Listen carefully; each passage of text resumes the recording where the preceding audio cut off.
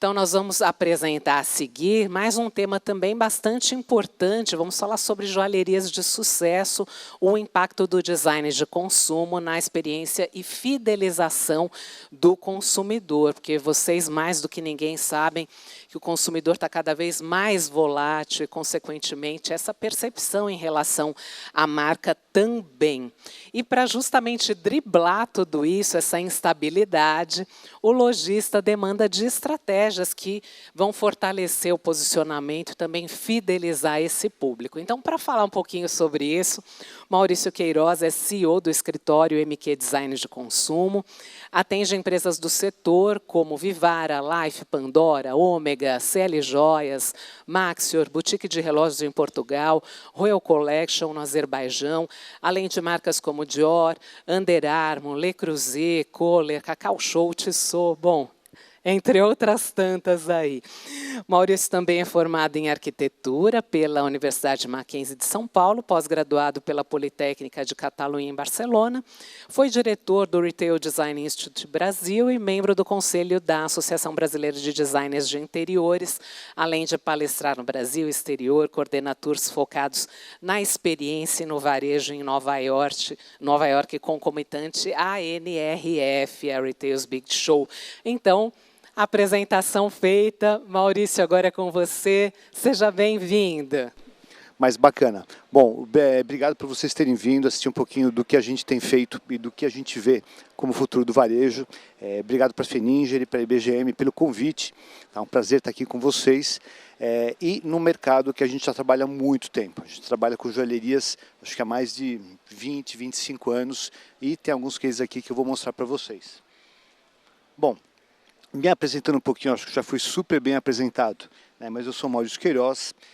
Há 28 anos atrás, eu fui estudar fora, estudei arquitetura, estudei fora, trabalhei em alguns escritórios. E quando eu voltei para o Brasil, eu já tinha uma experiência com varejo, com publicidade, e eu me encantei muito por essa área, que não é a arquitetura civil que faz casas, prédios, mas sim essa parte da arquitetura que trabalha com marcas, trabalha diretamente com o consumidor, com venda, exposição, e a gente mergulhou nesse mercado. Então hoje o que a gente faz, a gente chama de design de consumo. E por quê?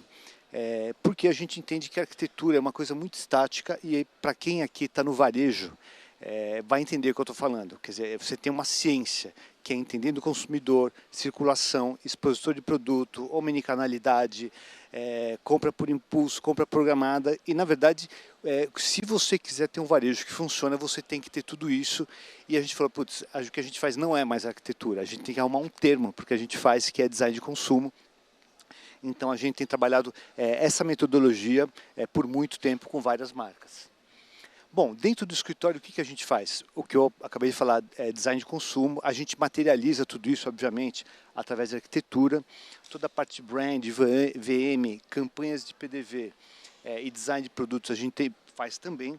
E de uns anos para cá, a gente tem desenvolvido bastante coisa no ramo de hotelaria e de incorporação imobiliária. Tá? Então, esse é o foco que a gente tem no escritório. E a gente tem a The Shopper, que é uma consultoria. E por que a gente sentiu que a gente precisava ter esse braço dentro do escritório? No fim, a gente entendeu que a gente atendia vários clientes, recebia um briefing, materializava um projeto, normalmente uma loja ou um varejo, e a partir do dia da inauguração, a gente se distanciava desse cliente. Então, a gente não tinha contato. Antes, quer dizer, quando esse projeto começava, a gente não tinha contato com esse planejamento estratégico, com o briefing que a gente recebia. E quando a gente materializava esse projeto, a gente se desligava e a gente não conseguia acompanhar. Então, a The Shopper faz tudo isso. Então, a gente trabalha com BSC, com imersão no negócio, questão de planejamento estratégico, conselho administrativo. Por quê? É uma forma de a gente estar mais próximo desse cliente e conseguir auxiliar essa pessoa durante toda essa jornada. Tá? Esses aqui são alguns dos clientes que a gente atende. Então aqui tem marcas de joalheria, tem marcas de material de construção, e são alguma coisa de alimentação, e muitas vezes são setores muito diferentes, mas para a gente não tem muita diferença. Por quê? Basicamente a gente entende o que é uma marca, né, o propósito, a história que ele tem, entende quem é esse consumidor e a gente faz esse link, sendo uma empresa de luxo ou sendo uma empresa mais popular. Na verdade, o que a gente entende é como ligar essas duas coisas, né, o que tem uma marca e o que tem o consumidor do outro lado. Bom, e o que eu trouxe hoje para falar com vocês? A gente fala muito, às vezes, em ponto de venda e a gente vai sempre acabar em design, VM do ponto de venda e produto. E é basicamente o que as pessoas se focam. Mas se a gente quiser ter sucesso, quer dizer, dar um passinho para trás, entender um pouco o universo, o que compõe essa loja, esse consumidor, o que está em alta, eu acho que isso daqui são alguns pontos que eu selecionei que a gente tem que prestar atenção. Então, parte deles são alguns pontos que a gente já utilizava, alguns deles a gente ouviu muito na NRF esse ano. Quem não conhece a NRF, é a maior feira de varejo que existe nos Estados Unidos, ocorre todo ano em Nova York, e ali a gente tem um drive, um termômetro para onde está indo o consumo, para onde está indo o varejo, e alguns desses temas foram muito falados, então eu vou passar rapidamente para vocês um pouco disso, que eu acho que são pontos interessantes para quem quer entender do varejo, do consumidor, e depois a gente tem alguns cases de joalheria que pediram, e a gente colocou aqui na apresentação. Bom, eu acho que a palavra mais comentada no varejo e no consumo nos últimos anos é experiência, né? Todo mundo quer ter uma experiência, a gente tem uns dados aqui, e assim, se no mundo a experiência é importante, no Brasil, na América do Sul, muito mais. Por quê? O brasileiro ele é muito sensível a essa questão do tratamento, a questão do que ele vê no ponto de venda. Ele é muito diferente, por exemplo, do consumidor americano ou do europeu, ou mesmo do asiático, né? O brasileiro, o latino, na verdade, tem muito essa questão da proximidade, da experiência. Então, aqui a experiência é muito importante. E eu tenho vários clientes que falavam isso, eu queria ter uma experiência fantástica na loja. O que você acha que a gente tem que fazer? Um telão imenso, eu tenho que ter um bar na loja? E, na verdade, eu acho que o caminho é um pouco ao contrário. Eu acho que a gente tem que entender aquele consumidor que entrou na tua loja, o que é importante para ele. Se o importante é a vendedora simplesmente tratar ele com carinho, eu falei, ok, essa experiência que ele tem que ter. Ou se ele não entende de joias, quer comprar um presente para a esposa, mas ele não tem essa informação, a melhor experiência que você pode dar para ele é isso. Falar, o que você tem carência? Eu não sei o que comprar. Perfeito, então eu vou te dar um overview. Olha, isso aqui é a tendência, isso é o que mais vende, assim funciona.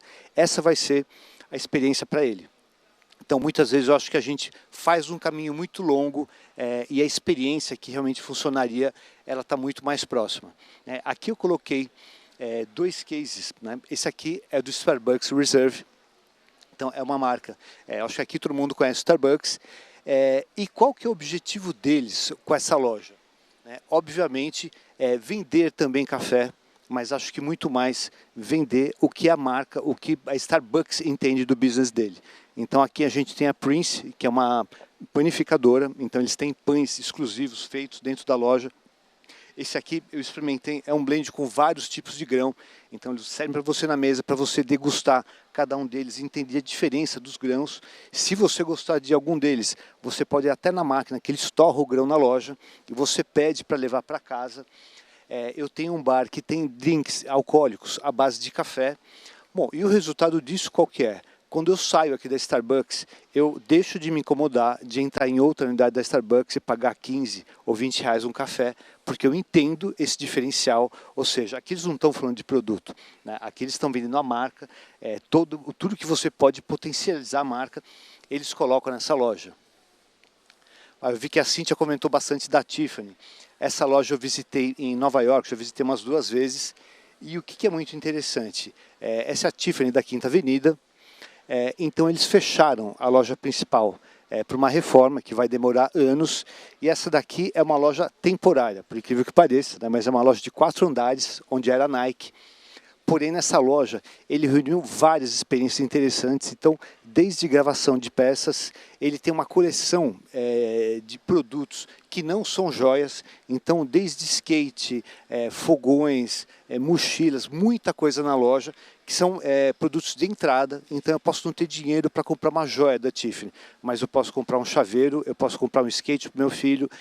Então, e a experiência de você estar aqui dentro é muito legal.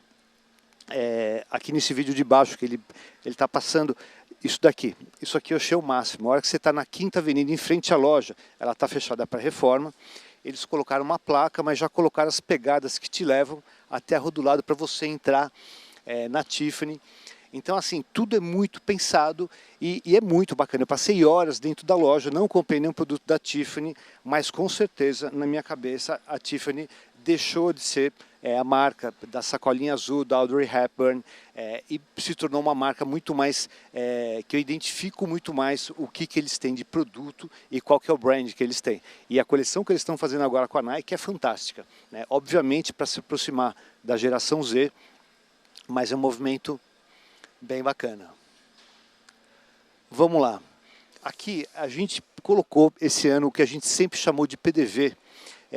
Depois da NRF, a gente mudou o nome, a gente não fala mais no escritório PDV, a gente mudou para PDX. E por que o PDX? É o X de tudo, né? E porque, historicamente, né, eu vou para essa feira faz 13 anos. E é engraçado que, historicamente, em um ano, tem assim um boom. Falou, olha, acabou a loja física, o online vai tomar conta de tudo, acabou o varejo, tudo vai ser... Opa! Acho que saiu do ar aí. Tudo vai ser digital. E as pessoas ficam desesperadas, o varejo fala, nossa, que a Amazon vai acabar com o mundo do varejo e tal. Aí? Ok. Fica aquele desespero. No ano seguinte, The Brick is the New Black, ou seja, a loja de tijolo vai voltar interessante por alguns motivos. E o que a gente viu esse ano é que a loja está com força total por alguns motivos. A loja hoje ela é um ponto de informação. Então, se você quer saber sobre o produto, por exemplo, na Apple, você entra na loja, eles têm um palco montado com vários equipamentos e ali você tem aula. Então, eu quero saber como fotografar com o meu iPhone.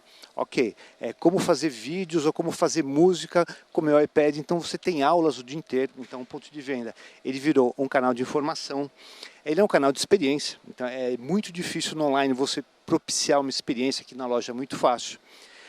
Hoje, com o digital, a logística é complexa, né? E a logística reversa, acho que é o grande calcanhar de Aquiles para qualquer varejo, mas a loja física é muito interessante, porque eu tenho várias lojas, então a pessoa comprou do meu e-commerce, da indústria, comprou um produto, só que ele está em Manaus. Se eu tenho uma loja em Manaus, obviamente essa peça vai sair de Manaus, de lá que ela vai ser despachada, então a loja ela se torna um estoque também. Tá? E por dados, né, o que a gente percebe? Que onde você tem uma loja física, toda essa região começa a vender mais no online, porque a pessoa provavelmente já foi na loja, viu produtos, entendeu a marca, rodou por ali, então ele sabe. Legal, pessoal, deixa eu aproveitar aqui e... Bom, eu me apresentei, mas eu queria conhecer um pouquinho de vocês. Então, quem daqui trabalha com varejo de joias? Legal, acho que tem metade da turma tal. Quem trabalha com a indústria de joias e design? Bacana. E com importação de joias? Acho que tem uma turma que é mais do varejo. Legal. Bacana. Então, essa aqui, quem conhece essa marca, Glossier? Bacana. Qual que é a história da Glossier? Duas pessoas tinham um blog que trabalhava com beleza, muito bem antenada, e que trabalhava com beleza, então eles davam dicas de maquiagem, dicas de produtos do mercado, eles começaram a ter muitos seguidores, e esse é um caminho que várias empresas surgem hoje, né? As tradicionais são físicas e tentam migrar para o digital, mas várias digital fazem o caminho que a Glossier fez. Então, com essa massa de informação que eles tinham e de seguidores, eles resolveram lançar um produto, pedir para uma indústria fazer alguns produtos, isso explodiu na internet e eles montaram realmente um e-commerce, mas com o respaldo do consumidor dando opinião sobre os produtos, e essa daqui é a loja deles.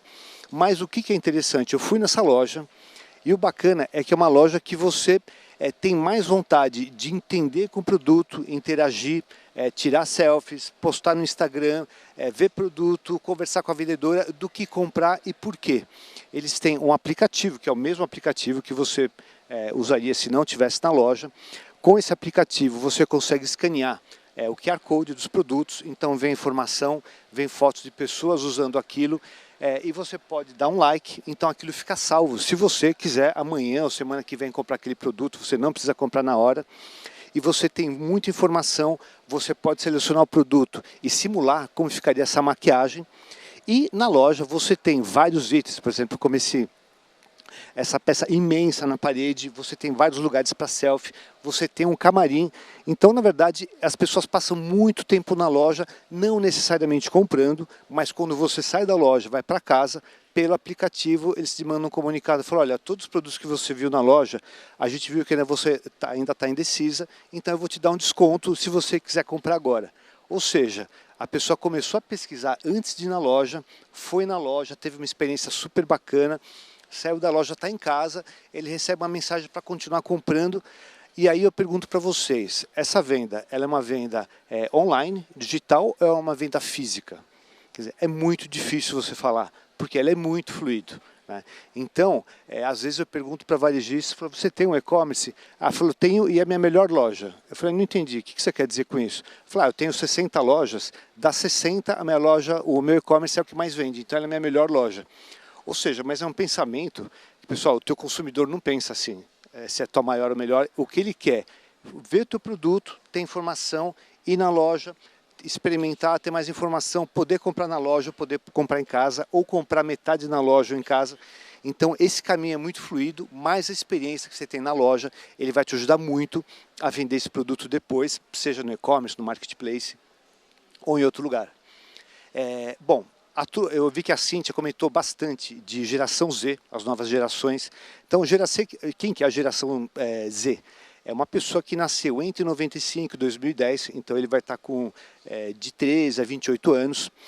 E essa pessoa, ele já é uma parte grande do mercado.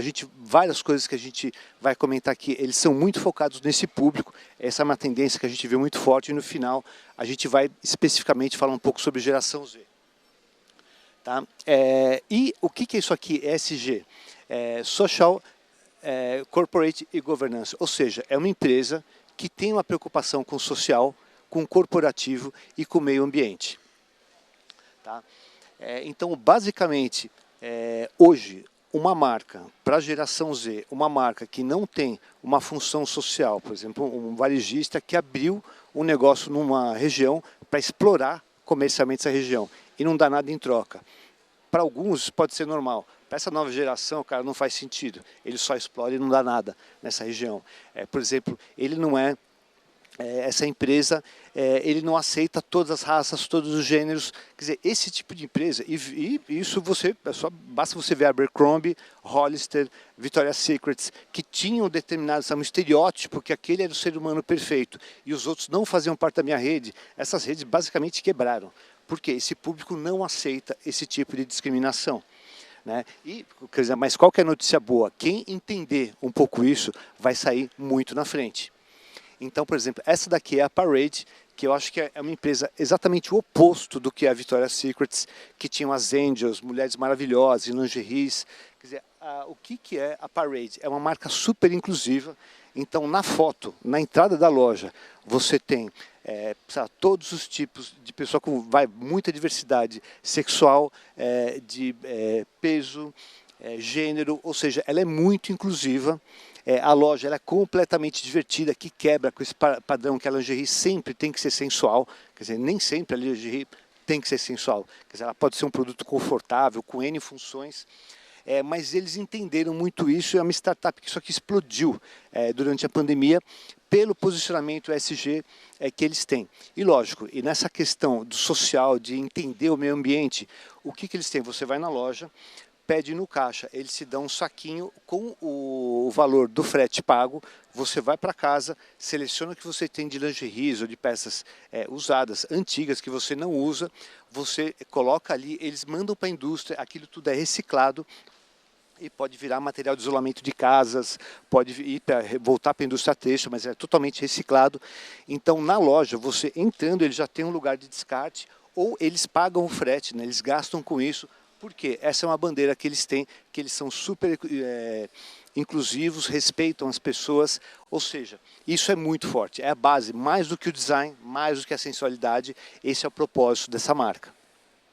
né? Eu acho assim, aqui no nosso setor, joalheria, o que a gente vê? Várias marcas começando a usar diamantes de laboratório. Por quê? A extração do diamante em vários países ela é muito complicada, são os diamantes de sangue que a gente fala. Então esse é o mercado que está crescendo muito. E muita gente vai falar, mas a Pandora é uma marca que trabalha com um público intermediário, custo-benefício, bacana. Porém, a De Beers, que eu acho que é uma das maiores, se não a maior, empresa de extração de diamantes, ela tem a Lightbox, que é uma marca que só trabalha com pedras de laboratório. Então, isso é uma tendência. E por quê? Quer dizer, qual que é o grande motivo? Talvez não da indústria lançar. A indústria, com certeza, tem um interesse econômico aqui, mas das pessoas aceitarem usar um diamante que não é, entre aspas, natural, mas é um diamante de laboratório, que é a mesma questão de pele de animais, quer dizer, é uma coisa muito difícil das pessoas aceitarem. Por quê?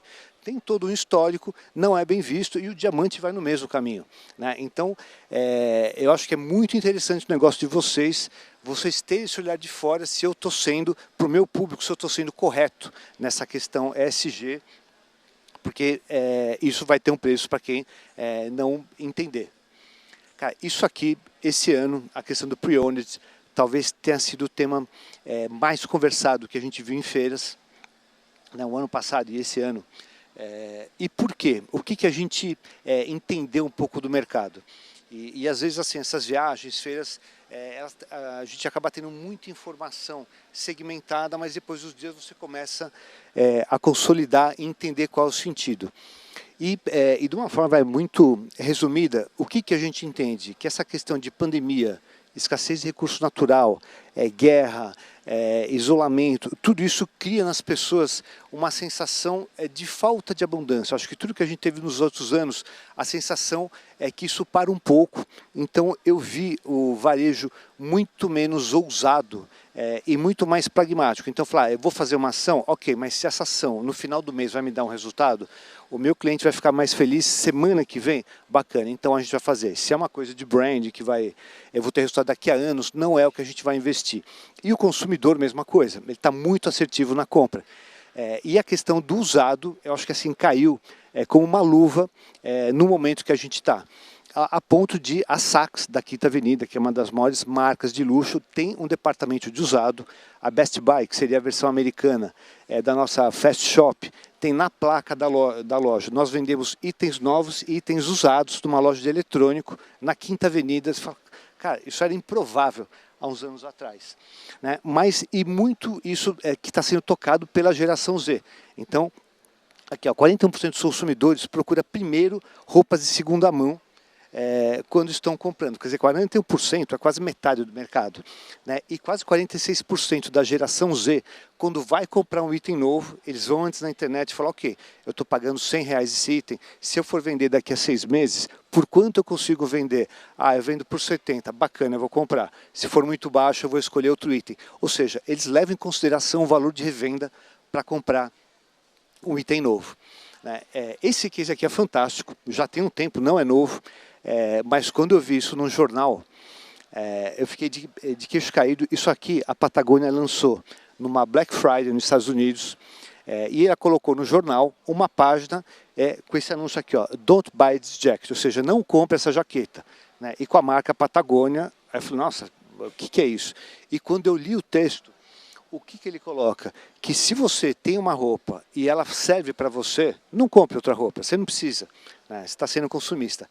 Porém, se essa roupa não serve para você ou não te atende no esporte que você faz, ok, doe essa roupa para a gente vai reciclar. Eles montaram uma loja só para roupas seminovas, e eles fazem toda a lavagem, restauram a peça, colocam uma etiqueta, dão garantia e colocam essa roupa por um preço muito menor.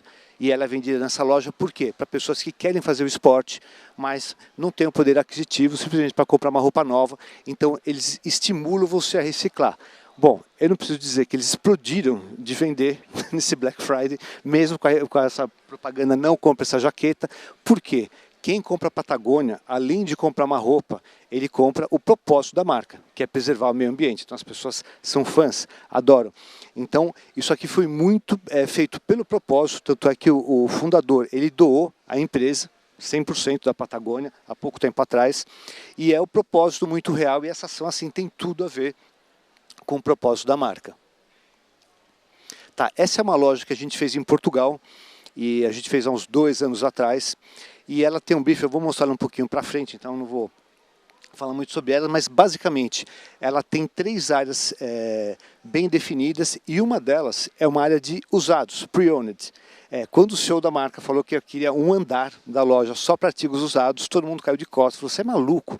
As grandes marcas que eles trabalham com, sei lá, com Breguet, Blancpain, Panerai, falou, as marcas vão matar a gente tendo lojas usadas, mas ele foi lá, bancou, marcou reunião, colocou toda essa questão do propósito de ser circular, das pessoas herdarem um relógio, e é um andar inteiro só com peças de pre-owned e que funciona muito bem. E tem tanto uma parte de relógios como uma parte de joalheria que funciona nesse andar.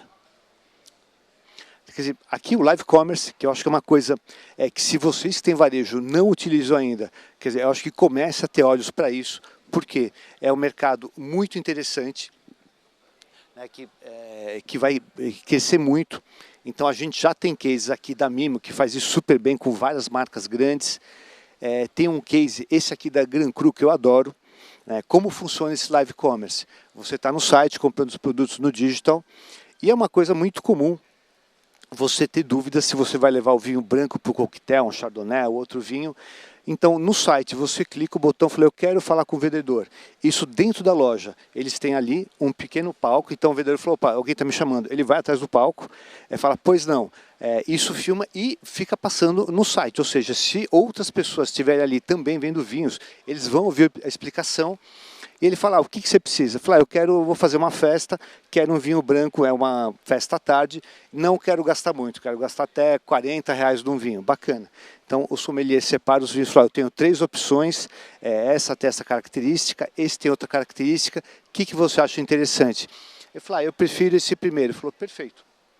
Então ele seleciona o produto, você clica comprar, compra no site, mas é uma venda que você tem total suporte. Então esse é um modelo que funciona muito bem.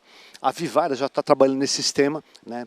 Essa aqui é a Luísa, que fez um live commerce com ele, teve um resultado fantástico, quer dizer, e é um mercado que vai bombar, né? A hora que a gente vai nos índices, quer ver, acho que a gente tem aqui as porcentagens. 16% no live commerce, 2% do canal digital tradicional. A gente tem casos que fatura até 10 vezes mais no mês a parte do live commerce do que a loja tradicional. Então, isso aqui eu acho uma coisa super bacana para a gente entender. Questão de ecossistemas é muito bacana. Aí você fala, mas no meu setor talvez não funcione tanto a questão de ecossistema, a gente trabalha com joias. Eu vou dar um exemplo para vocês. Então, essa daqui, eu acho que a maioria das pessoas aqui deve conhecer a Trackfield, é uma marca nacional de esportes, e que tem roupas, alguma coisa de calçados, e esse aqui é o novo modelo de loja deles. Tá, o que é muito interessante? Eles entenderam que quem, por exemplo, tem um esporte, ele corre, ele tem algumas necessidades. Então ele precisa de roupa, precisa de tênis, porém muitas vezes ele não gosta de correr sozinho, quer ter um parceiro para correr, mas putz, ele não conhece ninguém para correr com ele. Ou ele quer se alimentar melhor, e quer um lugar que ele tenha os produtos, uma seleção, ok, é uma necessidade que ele tem. Ele quer ter mais informação sobre como correr melhor, sobre provas e tal. Ou seja, esse cliente que ele tem, que basicamente ele vende roupa, ele tem várias necessidades do universo. Então, o que eles colocaram na loja? Um café com vários produtos de performance, então pré-treino, whey, pós-treino, vários produtos dentro da loja. Eles têm um concierge, que responde qualquer coisa que você quiser saber. Fala, então eu não sei qual que é a pisada do meu tênis. Ok, ele vai te instruir. Eu quero correr em São Paulo, vou passar 15 dias aqui, mas não sei onde eu posso correr. Ele vai te dar uma lista com todos os lugares onde as pessoas correm. Então, esse concierge auxilia. Eu tenho ali uma TV com painel, com todos os eventos que a Trackfield banca na região ou no Brasil. Então você vê ali, clica no QR Code, você já pega dados e vai participar dos eventos. Ou seja, a loja abraça esse consumidor de várias formas, né? Então ela entende qual é o ecossistema dessa pessoa e faz várias ações. Tá? A Nike trabalha isso muito bem e com uma questão de comunidade. Então muitas vezes nas lojas eles têm eventos, corridas, festas, aulas de yoga e muita coisa para a região que trabalha, pessoas que trabalham na região. Eles vão falar, Maurício, mas no meu setor joia, quer dizer, eu não tenho acesso, quer dizer, a pessoa que usa uma joia, eu não consigo ter todo esse leque de opções.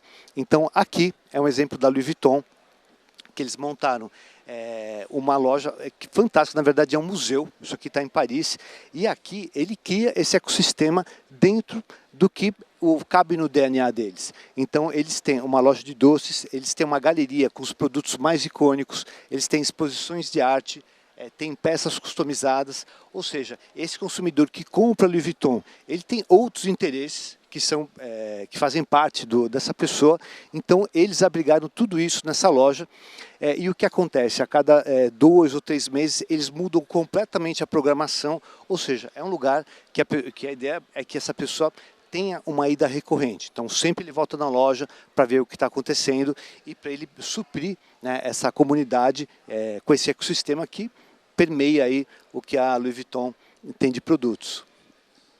Né? E eu acho que o último tema aqui que a gente vai falar um pouquinho, eu acho que é sobre geração Z, que eu vi que a Cíntia comentou, e o porquê que isso aqui é muito importante. Por exemplo, a gente fez agora uma viagem de pesquisa e propositalmente, né, eu sou geração X, então tem uma cabeça, acho que a maioria daqui ou é X ou é geração Y, o Z, que é essa geração mais nova, tem algumas características muito diferentes e nessa viagem a gente quis levar 2 pessoas, uma de 19 e outra de 20 anos. E é muito engraçado a percepção que eles têm de várias coisas. Então, por exemplo, eu estava colocando no WhatsApp uma mensagem, quando eu coloquei o emoji, eles quase caíram de costas, porque falou, nossa, isso não se usa, você está viajando e tal. Eu falei, nossa, ok, bacana, né? Mas várias coisas. Né? Então, a hora que a gente entrou numa loja, eu falei, você vai comprar uma roupa? Eu vou. Mas por que você vai comprar roupa nessa loja? Eu falei, porque eu achei bonita. Ah, mas só porque é bonita? Eu falei, mas para eles isso não é suficiente. Eu falei, mas você não sabe que marca é essa, você não sabe se eles são sociais, quem usa, você entrou no Instagram para ver que famoso que usa roupa e tal, e são coisas muito diferentes, que às vezes não faz parte do dia a dia, mas se a gente quiser vender para essa nova geração, a gente vai entender muito bem, vai ter que entender muito bem como que eles pensam. Então aqui a gente tem uns dados, né? 70% tentam comprar de empresas que consideram éticas, que é o que eu falei, falou, mas por que você vai comprar dessa empresa? Está aqui. 80% se recusam a comprar produtos de empresas envolvidas em escândalos. 39% esperam empresas que respondam no mesmo dia, ou seja, o time de uma pessoa que é nativa digital, que já nasceu praticamente na maternidade, já tinha um celular na mão, o time é muito diferente. Né? Eles não aceitam ter uma resposta em 3 dias de um varejo.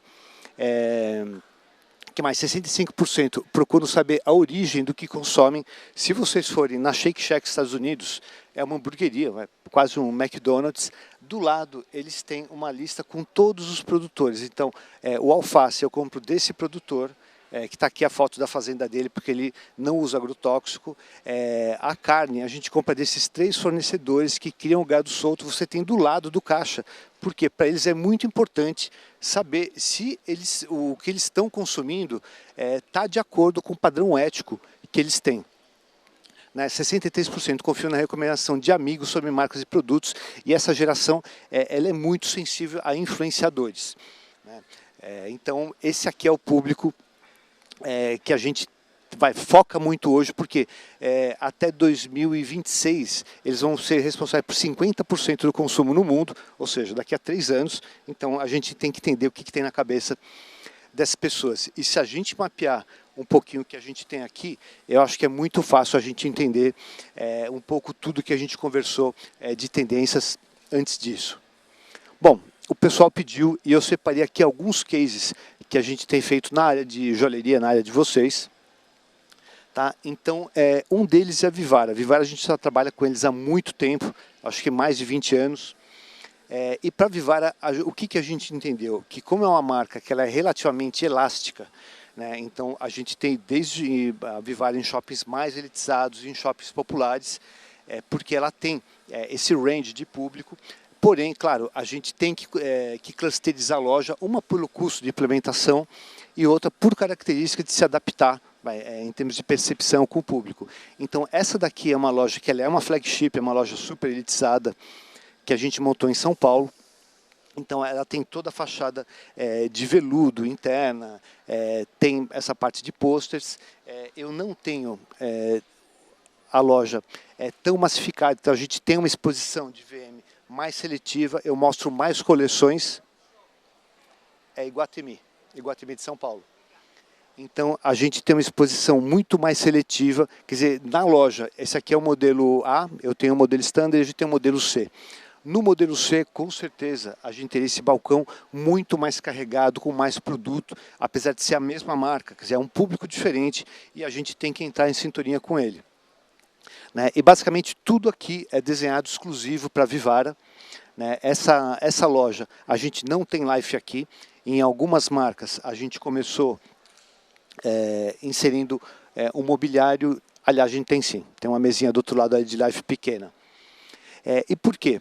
Na Vivara, eles tinham uma coleção de produtos. Quando eles começaram com a linha Life, eles pediram um móvel, um balcão, para ter o produto, mas eu já tinha feito Pandora, então eu conheci um pouco como funciona essa questão dos berlocks, que na verdade é um pouco comprar uma joia e um pouco comprar um álbum de figurinha, né, que você vai colecionando, colocando ali partes da sua vida, partes um pouco da sua história. E eu endeguei com ele, falei, a gente não vai conseguir vender esse produto simplesmente num balcão reto, a gente precisa ter uma estratégia, que é uma bandeja, e ali eu tenho temas. Então, eu quero comprar, uma pessoa quer comprar uma joia, falei, o que você quer? Falei, eu quero contar minha vida aqui. Falei, então me fala. Eu viajei para Paris no ano passado, Torre Eiffel para você. Quem mora na tua casa? Tem minha filha e meu marido. Qual é o apelido do seu marido? Ele é o Pitbull. Um Pitbull para você. E aquilo é fantástico, mas tem uma estratégia para se vender. Então, de início, a gente criou um balcão, que depois virou um móvel de parede, depois virou um corner na loja. Em algumas lojas, a gente segmentou. Então, em uma fachada eu tenho Vivara, na outra eu tenho Life. E agora a gente está com uma expansão muito grande de Life, porque, na verdade, hoje ela já é quase 30% do faturamento da Vivara, que, na verdade, era um produto que acabou virando uma marca, e hoje eles são dois business muito diferentes, e até pelo perfil do Brasil, talvez é uma marca que tenha mais potencial do que a Vivara de expansão. A Boutique dos Relógios é uma marca de Portugal, que a gente já atende também há bastante tempo, e aqui da mesma forma. Né? A primeira viagem que eu fiz a Portugal para conhecer a rede, eles me levaram em uma loja que era no shopping Colombo, né, em Lisboa. Ele falou, essa daqui é a nossa melhor loja. Né, e era só Boutique dos Relógios. E ali eu vi na loja uma pessoa querendo comprar um relógio com várias complicações, engravatado no balcão, e a vendedora não conseguia dar informação sobre todos os mecanismos do relógio. Do lado a gente tinha uma senhora que queria comprar joia, mas é um espaço muito pequeno, sabe que ela não tinha um mix para poder decidir. E uns meninos querendo comprar SWAT, com skate, com bonés, brigando, com sorvete na mão. Eu falei, pessoal, não adianta vocês querendo vender tudo no mesmo lugar. O teu público é muito diversificado. Então, a princípio, a gente picotou a rede em 3. Então, a gente criou a Plus, que é essa loja, que é uma loja feita para um público muito mais qualificado, que compra alta relojoaria, que compra joias mais pesadas. A gente deixou uma marca intermediária, que é a BR, a Boutique dos Relógios, que está praticamente em todos os shoppings de Portugal. Eles são a maior rede de lá. E a gente criou a Time2Be, que é uma marca muito mais jovem. A gente tem uma mesa de DJ no meio da loja, que a pessoa espeta o telefone, toca, ou seja, é uma loja muito mais divertida para esse público mais jovem. Por quê? É muito ruim você não ter foco. Na verdade, eles não conseguiam atender nenhum desses 3 públicos que eu comentei de uma forma satisfatória. E essa daqui é a loja Plus, que é mais elitizada. E aqui eles tinham também uma diversificação de produtos. Então, eles tinham uma gama muito alta, que era Breguet, Blancpain, Piaget, várias marcas de luxo. Então, a gente tem um andar que eu não trabalho com expositores. Por quê? O que a gente percebeu com o tempo e mapeando vendas? Se eu tenho uma vitrine que eu exponho alguns relógios de uma marca X, ele vende um número. Quando eu tenho uma mini loja da marca, por exemplo, eu tenho todo o mobiliário da marca, com o vendedor da marca, balcão, sacola, com catálogo, ou seja, eu tenho todo esse respaldo da marca, normalmente ele vende 30% a mais dessas marcas. Então, esse primeiro andar, ele é só feito de shop in shop, né, que são os CIS que a gente chama. Então eu tenho um da Piaget, tenho um da Breguet, Blancpain. A gente monta assim toda a loja, porque a gente entende que isso potencializa muito a questão de vendas. Esse aqui é o primeiro andar. E a gente fez esse efeito no teto. Quer dizer, a loja ela é muito básica em termos de informação, de arquitetura, até para poder respeitar o visual de cada uma dessas marcas, porém, na parte do teto, a gente teve esse trabalho. Aí eu tenho no subsolo, o que eu comentei, uma parte só de pre-owned, então são peças usadas que eles comercializam, compram dos clientes e fazem troca, ou restauram a peça, dão garantia e colocam para vender. Então eu tenho aqui tanto a parte de peças seminovas, como tenho também a parte de customização. Então se você tem um relógio, por exemplo, muito bom, que você quer dar para o seu filho como uma herança, você leva na loja, eles revisam todo o relógio, fazem uma caixa com uma dedicatória, com a marca do relógio, com algumas pulseiras sobressalentes de outra cor, ou seja, é um kit presente do relógio seminovo, mas eles têm trabalhado muito bem essa questão de como realmente colocar essa peça, vamos dizer, vintage, né, num patamar muito bacana. E o que é interessante? Muitas peças, por exemplo, um relógio, um Rolex, muitas vezes uma peça dos anos 80 tem um valor mais alto do que a peça nova. Obviamente pela raridade, pela exclusividade. Então é um mercado muito interessante. Isso daqui fica em outro andar da loja. E a gente tem a parte mais jovem, que a gente tem vários grafites, essa aqui é a parte mais fashion. Então a gente selecionou, cada uma das marcas que eles trabalham está alocada em um desses espaços que tem características e tem um público muito diferente, né? Então aqui a gente tem essa área fashion, que a gente trabalha também. A Brumani é uma marca que, não sei se eles estão presentes aqui na feira, mas eu conheci eles fora do Brasil, eles exportam muito. E eles têm uma característica de trabalhar com pedras sempre coloridas e tem fora do Brasil eles são reconhecidos por essa brasilidade, por esse lado tropical de ter pedras nacionais, coloridas. Então a loja ela tem muito de Brasil. A gente fez uma curadoria, todos os móveis, cadeiras, sofás, quadros, tudo que a gente tem aqui são de designers brasileiros, são peças assinadas e reconhecidas. Então a loja tem um visual bastante limpo em vários locais. A gente acaba usando um pouco do rosa, que é a cor tradicional da marca, porque é bacana na loja a gente ter essa personalidade, né? Eu falo até que a loja é perfeita. É lógico que se eu tirar o logo da porta, a pessoa olha e fala assim, mas eu já sei qual loja é. Quer dizer, a hora que a gente chega nesse ponto, fala, ok, a gente tem uma loja com personalidade.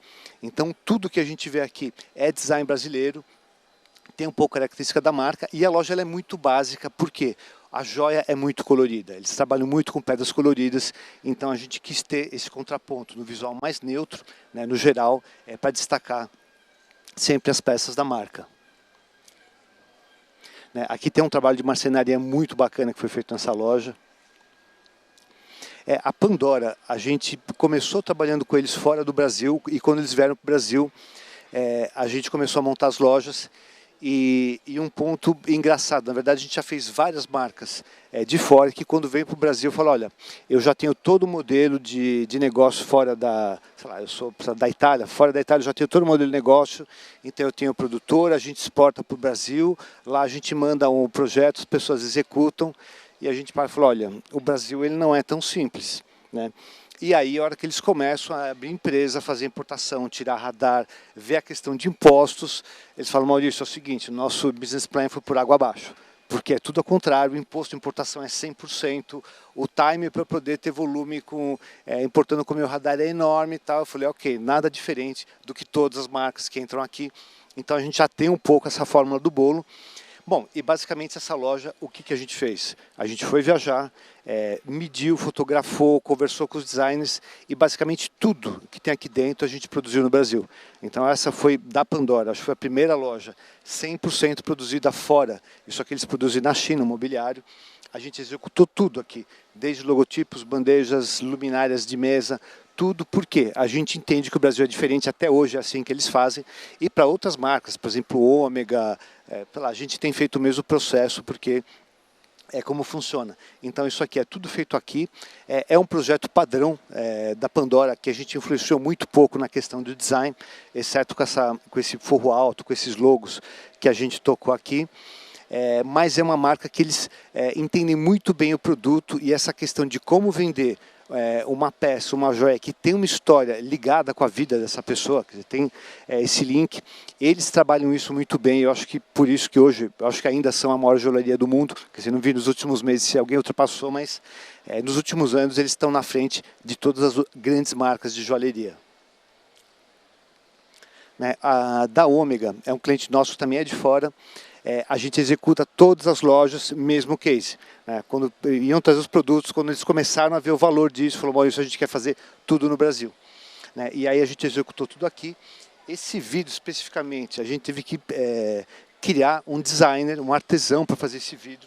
Ele é todo quebrado à mão, né? E aí ele fica horas fazendo cada uma dessas faixas. Se na última batida do martelo ele dá uma batida mais forte, ele trinca, joga isso fora, começa de novo, ou seja, é uma loja assim que ele tem um lado muito artesanal, mas tem muita analogia com o que é o produto da Ômega. Então basicamente isso aqui é tudo feito aqui. Nessa loja eu tenho um bar, uma área privada. Por quê? A Ômega no Brasil ela funciona muito com clientes que gostam de Ômega, tem coleções. Raramente a pessoa quando marca e vem na loja e vai até o bar, compra um relógio, quer dizer, o ticket é sempre maior, são 2, 3 peças, tem esse lado de colecionismo. Eu tenho um relojoeiro dentro da loja, aí trabalho sempre com coleções, então cada balcão eu tenho uma coleção da Ômega aqui, né? Essa é a sala privada que eu tenho na loja. Tá? E esse daqui eu acho que é o último case que eu tenho para ver hoje. A gente vai ter um tempinho para perguntas e respostas. E essa loja Maxior. E qual foi o case da Maxior? É uma joalheria que eles tinham um visual bastante conservador e eles começaram a perceber que a marca estava andando junto com o consumidor, mas muitas vezes eles tinham dificuldade para vender para uma clientela mais jovem, porque a loja não era tão elástica, né? Eles tinham um visual muito conservador, eles não conseguiam abranger vários públicos, além de ter uma loja com uma porta pequena, muito fechada. Então a gente mudou bastante aqui. E essa questão de joalherias com grandes portas, a gente já vai fazendo há algum tempo, não sei se a gente foi pioneiro, mas pelo menos das redes que a gente trabalha, fomos, e eu lembro até quando a gente inaugurou a Vivara do Shopping Genópolis, a gente fez uma porta de enrolar de 10 metros de largura, e a hora que os donos chegaram no shopping, ele olhou aquilo e falou, Maurício, mas você está achando que isso aqui é Riachuelo? É uma joalheria, você não pode ter uma porta de enrolar de 10 metros, mas na verdade a gente tinha todo um respaldo, a gente tinha um balcão de informação, a gente tinha salas mais privadas, ou seja, a loja foi projetada para funcionar dessa forma, e foi um sucesso. Na verdade a gente sentiu que em vez da pessoa olhar vitrine fora da loja, quer dizer, a gente tem também vitrine fora, mas o consumidor olhar uma vitrine dentro da loja é muito mais interessante. Por quê? Ele tem o suporte de vendedores, ele pode tomar uma água, ele tem informação, ele pode sentar, ou seja, é muito mais interessante quando você consegue fazer o cliente dar um passo e ter essa mesma experiência que ele tem na vitrine, porém dentro da loja. Então a gente começou a fazer isso em várias lojas e essa daqui não é diferente. Então a gente tem uma grande porta de acesso, a gente começa obviamente com informação. Então primeiro eu tenho um balcão que eu tenho várias coleções com preços, linha de entrada, linha masculina, tem uma parte de relógios, e eu vou deixando o consumidor conhecer a loja. E o que é a parte mais privada, que são salas de atendimento, eu já tenho essas salas numa área mais reservada, mas é um segundo estágio de compra, né? Na verdade, a gente entende muito como um funil. Então, primeira coisa, a pessoa vê a loja, entende se aquilo é para ele ou não, se ele se sente confortável, ele vai até a vitrine. Na vitrine a gente tem que ter uma comunicação que ele entenda o que ele vai encontrar dentro da loja. A hora que ele colocou o pé, a gente continua com informação, um atendimento muito sutil, fala, olha, eu sou a Márcia, se você precisar de algo, eu estou por aqui, fica à vontade. E deixa a pessoa curtir a loja. Então a gente tem vários níveis até a pessoa ser direcionada para uma mesa e ali sim a vendedora vai levar o que pode interessar para ele. Então a gente sempre tem esse cuidado de projetar, na verdade, eu até brinco que o que a gente faz de projeto tem muito pouco da nossa criação, mas tem muito de interpretação do briefing que passam para a gente e de quem é esse consumidor.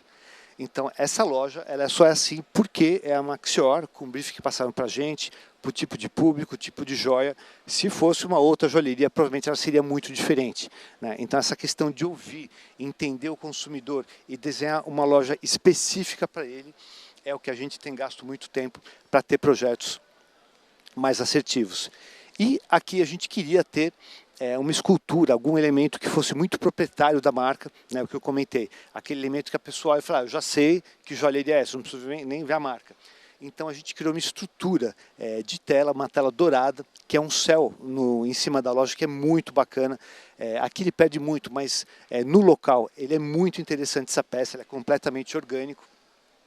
Né? E a gente tem trabalhado em todas as lojas da rede da Maxior, como um formato de ter uma identificação que é muito peculiar da marca. Né? A gente tem aqui um T-Bar. A gente fez uma pesquisa e a gente identificou que o público, aqui 70% é feminino, e as mulheres raramente gostam de tomar um drink dentro da loja. Elas têm preferência por sucos, chás. Então a gente montou um tea-bar, ou seja, um bar de chá dentro da loja e não um bar tradicional. Mas o que é muito interessante? A gente faz muita venda nesse balcão. Por quê? Na verdade, os consumidores têm alguns níveis de intimidade. Então, a pessoa, quando passou por impulso, entrou na loja, foi ver uma joia, na verdade, ela não foi com a intenção de comprar. Ela simplesmente entrou para conhecer e você fala, vamos para a sala privada, eu vou te mostrar uma peça. A pessoa fala, não, eu estou conhecendo, só estou olhando. Falou, bacana. Então, fica à vontade, pode olhar. Quando ela está perto do balcão, eu falo assim, aceita uma água? Aceito. Ok, você coloca a água no balcão. E a hora que ela sentou no balcão, quer dizer, ela já está um passo mais íntima da loja. E aí você pode falar, olha, tem uma coleção nova que eu vou te mostrar. Mostra para ela. Ou seja, a gente tenta sempre ter na loja esses níveis, porque a confiança é uma coisa que você vai ganhando com o tempo. Né? E a gente tem estratégias para fazer realmente a pessoa não se sentir intimidada e a gente conseguir ter todos esse espaço. Pessoal, é isso que eu tinha para mostrar para vocês hoje. Eu acho que a gente vai ter um tempinho para perguntas e respostas. Temos ainda ou não? Tem? Legal. Então vamos lá, estou à disposição de vocês aqui. Deixa eu só colocar meu fone para poder ouvi-los.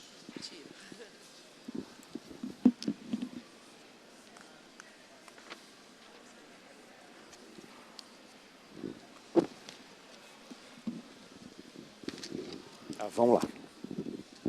Maurício, quando você falou de cores, né, na Brumani rosa, tem alguma coisa ligado à cor específica que seria voltado mais para a joalheria? Então, normalmente, a loja, na minha visão, tem que ser um pano de fundo. Né?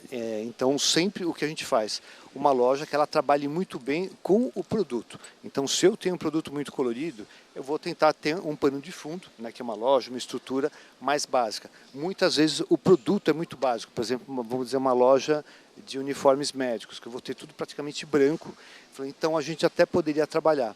Mas normalmente eu acho que a ideia é essa, porém, quando a gente consegue, sem ferir essa questão de ser um pano de fundo, ter elementos da marca que seja muito fácil de reconhecer, a gente utiliza. Por exemplo, na própria Vivara, no modelo novo, a gente tem uma fachada que tem o salmão na parte de fora. Nessa loja que eu mostrei, a gente tem uma parede toda salmão, mas fora da área de exposição. Né? A hora que eu vou para a vitrine, eu tenho uma parte muito mais neutra, que trabalha dessa forma para uma coisa não confundir a outra. É muito ruim quando eu tenho, por exemplo, um expositor colorido e que eu não consigo expor a peça, né, que obviamente é o principal. Né? Então a gente sempre tem um tom mais neutro. A Tiffany, por exemplo, azul, né? Sim. Então a minha marca é azul. Aí alguém falou assim, azul é voltado para saúde. Aí eu falei, então fiquei perdida. Que cor eu vou colocar, né? Porque não é bom também ficar mudando, né? De cores, né? Claro. O cliente tem que ter aquele visual ali mesmo, né? Mas aí eu fiquei pensando, falei assim, o que vou fazer agora, né? Na verdade, assim, eu acho interessante o cliente identificar a tua marca. Né? Então, se você vê, por exemplo, uma sacola vermelha com alguma coisinha amarela meio cor, eu já sei que isso aqui é McDonald's. Essa identificação é muito importante. Quanto à questão de cor, eu acho que assim, a Tiffany ela é um case à parte no mundo que já virou uma identificação. Né? É o azul Tiffany.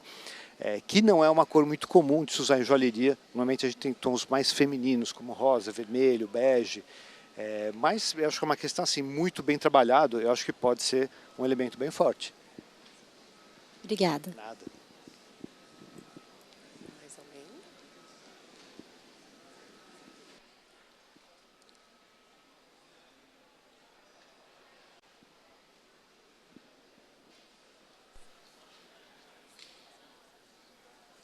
Sem perguntas, pessoal? Ou a palestra foi muito boa ou foi muito ruim. Né? Ou eu esclareci muito. Bacana, que bom. Tá joia, pessoal, obrigado. Você viu que foi ótima. Obrigada, viu, Obrigado a Maurício? você. Já recebeu o reconhecimento aqui Muito de bom, obrigado. todos.